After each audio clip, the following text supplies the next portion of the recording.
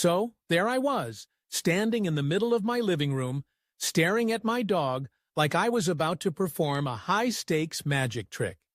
I had just purchased a collar and leash, and let me tell you, I was feeling like a mix between a dog whisperer and a circus ringmaster.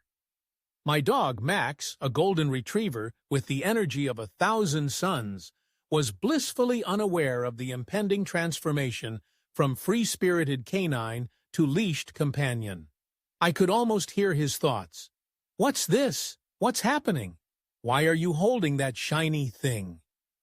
I approached him slowly as if he were a wild animal that might bolt at the first sign of danger. I had seen countless videos of people effortlessly slipping collars onto their dogs, but those videos were clearly edited by professionals who had mastered the art of canine persuasion.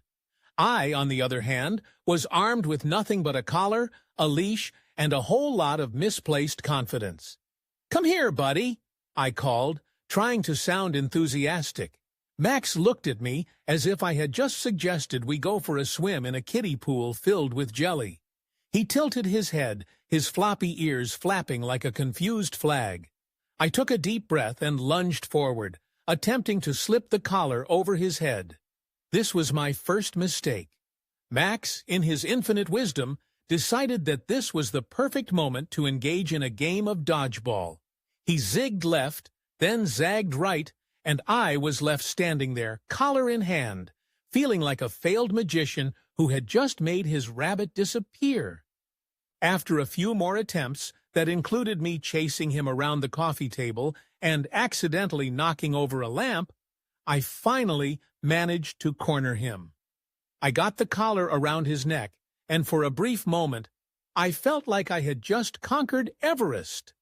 But then came the leash. Oh, the leash. I attached it to the collar, and Max looked at me like I had just asked him to wear a tutu. His eyes widened, and I swear I saw a flicker of betrayal. This was not the joyous outing he had envisioned. This was a full-on prison sentence. I decided to take him out for a walk to celebrate our new arrangement. As we stepped outside, I felt a rush of pride. I was officially a dog owner now. The world was my oyster, and Max was my trusty steed. But then, reality hit. Max had other plans. The moment we hit the sidewalk, he lunged forward like a racehorse out of the gate.